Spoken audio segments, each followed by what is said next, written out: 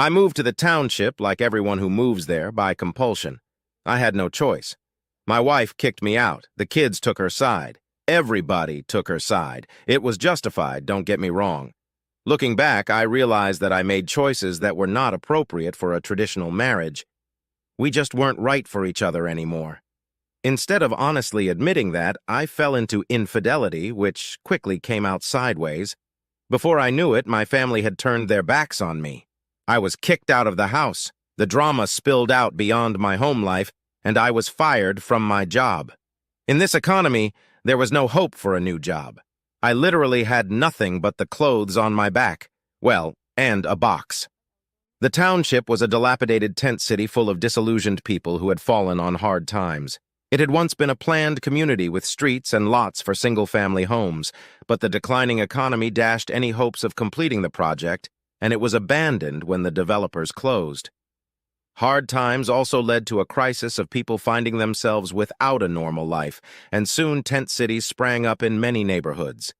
The township appeared seemingly overnight and quickly grew. Charitable organizations set about creating some semblance of infrastructure. The money-starved local government could only watch, despite protests from nearby communities. When I finally arrived in the township, having traveled 10 miles from my hometown, I didn't even have a tent. I had a box. I found it in a dumpster behind the mall, and I have no idea what was originally in it. The box was long and rectangular, more like a coffin-shaped box. I could barely fit in it, but I managed to do so if I stayed in the fetal position. I figured it was better than nothing, but really I had no idea what I was doing. I'd never been much of an outdoorsman. The main entrance was adorned with a large sign made from a forklift pallet. It read, "Welcome to the village," and was decorated with hand-painted flowers. In all, the camp covered probably 50 acres or more. It was remarkably organized for such a gathering of stragglers and lost souls. Tents, boxes, huts, shacks, sheds, old cars, everything was arranged in order. I wandered around aimlessly, trying to find an unoccupied spot to set up my box. There were people scurrying around, and to my surprise, they seemed generally happy. The smell of campfires and cooking meat lingered in the air. The constant hum of generators permeated the whole place, powering lights and other utilities. I expected to see a grim picture reminiscent of a third-world slum, but the people were surprisingly clean and seemed friendly. Still, I was cautious. I had heard stories about this place. I made sure not to interact with anyone, limiting myself to a smile and a nod. I might reconsider my opinion once I got a better look at the area. As dusk fell, I found Shady Alley, as the crooked street sign read, and it led off into the woods, seemingly quieter than the rest of the camp. That suited me just fine. I was out of place and certainly didn't want any trouble. An inconspicuous place, secluded from the crowds, was just what I needed. Not far down the lane, I found a suitable spot and unfolded my box. A small blue tent stood nearby, and a fire smoldered in front of it. The area seemed calm, and I was exhausted, physically, mentally, and emotionally. I had no plan. My mundane conservatory existence had been completely upended, and I felt like I was in a surreal dream. For now, I could only hope that it wouldn't all turn into a nightmare. I laid down in the cardboard shelter and closed the flaps, trying to get as much rest as I could. If I had the chance, I would mind my own business. God knows I was trying. I heard two voices coming from a neighboring tent. A male voice was uttering low, unintelligible words, and a female voice answered him with softer sounds. The intensity gradually increased, and notes of passion began to creep into the voices. Soon what they were doing became unmistakable. Soon it became too intense to ignore. I heard grunts, moans, slaps, smacks, smacks, squeals, and a host of other sounds that left me wondering how they could be doing this in such a small space. Well, bewilderment and excitement. How long had it been since I'd gotten any action? 2 months? 3? I felt the excitement building in me. The animal power of those voices was tantalizing. The erection became too strong to ignore, and I finally gave in to my monkey brain.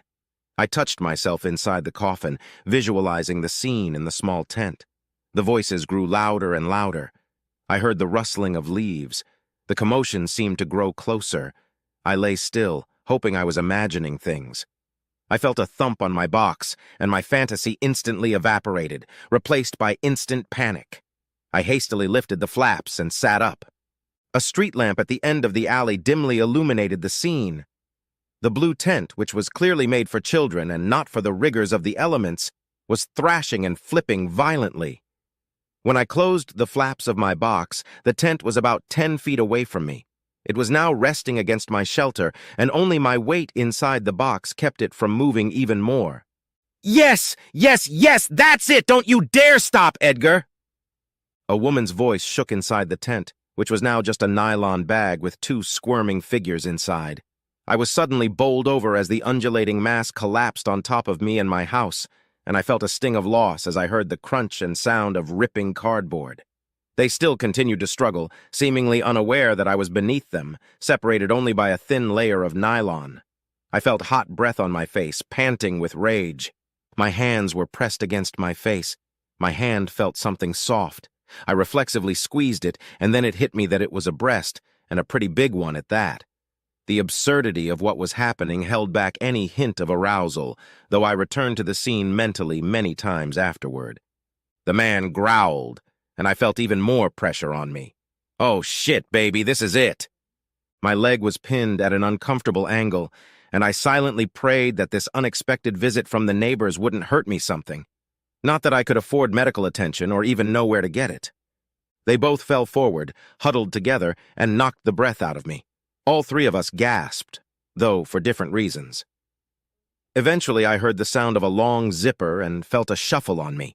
The pressure suddenly disappeared from my body, and the nylon fabric became nothing more than a sheet over my head. I lay stunned, holding my breath and trying to come to my senses. I felt the nylon slip off my face and stared up at the 2 naked figures standing above me. Sweaty bodies glistened in the distant light, shimmering with almost ethereal hues. I can only imagine the expression that must have been on my face. My house was destroyed, my leg was aching, and I was being ogled by a pair of naked revelers. "Well, hello, I'm Edgar." The man held out his hand. I hesitantly reached for it, but I was suddenly pulled to my feet. The weight on my sore leg made me wobble, and both of them reached out to support me. From the proximity of the 2 naked bodies came the unmistakable smell of sex. It seemed to hover around me, and the heat in the depths of my stomach moved lower, sending tinges of arousal along with it. "It's Anita." Anita smiled embarrassedly. "I apologize for, you know." My eyes adjusted to the dim light, and I sensed a hint of mischief in that smile. Anita looked to be in her early 30s. She had a mop of dark hair, alabaster skin, curves in all the right places, and plump breasts that demanded undivided attention. I tried my best not to give in to that demand, but I didn't quite succeed. Edgar was in his mid-50s, his hair graying, and he had a wiry, tanned frame. There was an unmistakable drawl in his voice. He was 6 feet tall, a few inches shorter than me, and he was well-built, much bigger than I was. "Looks like we took a fair amount of abuse on your homestead, Hoss. Don't worry, we'll fix it." It took some effort for me to finally speak. "My name is Harold." I looked at my trashed sleeping quarters. I mewled. "It's skidding," Anita said. "But Edgar means it when he says he'll fix it. He's always helping the little ones." Anita nodded to Edgar, who handed her to me. "You can stay with us for the night. It might be a little cramped, though," he said, winking at me and grinning. Anita bent down to fish the tent poles out of their lost house. I pretended not to look at her ass, wet and glistening in the glow of a distant streetlight. Edgar noticed my gaze, moved over, and put his arm around my shoulders. I froze in place, not knowing if I should run. I started to stutter. "I'm sorry, I didn't mean to—" Edgar interrupted me. "She's one of the best girls I've ever had in my life. And let me tell you, Harold, I've had more than enough of them. Just look at that ass. The first time I saw her, I knew I was going to have her." He clapped me hard on the back and laughed merrily. I was thankful that the dim light hid all the shades of red streaking across my face. "You, lucky." "You can have her too, just say the word." Edgar leaned in conspiratorially. "She likes you, I can tell." My face burned. I figured he must be joking. It was common knowledge that people in the township were not as civilized as they were elsewhere. Humor is more crude here, so I'd heard. I chuckled nervously. Anita looked up, busy putting the tent back in its original place, and smirked at Edgar. She rolled her eyes, smiled apologetically at me, and went back to work. One of the poles broke, honey. Again. We'll figure something out. We need to deal with Harold, too. Let's take a look at the damage. Edgar looked at my trashed house and wrinkled his nose. No one's staying in it. He looked me over from head to toe.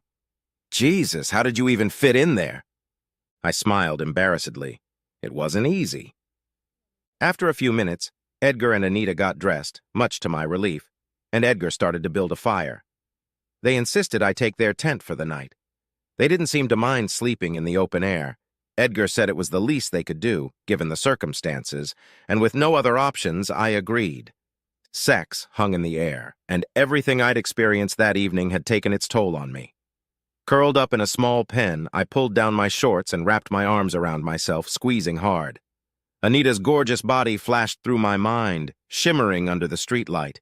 Edgar had been right about her ass. It was exquisite. Perfectly round, perfectly plump. He'd been lucky indeed, even if they lived here in township.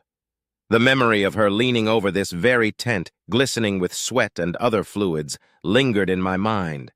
That sly smirk of hers flashed through my mind as I felt a wave of ecstasy wash over me. At that moment, a woman's voice purred into my ear, once again separated by the same thin nylon membrane.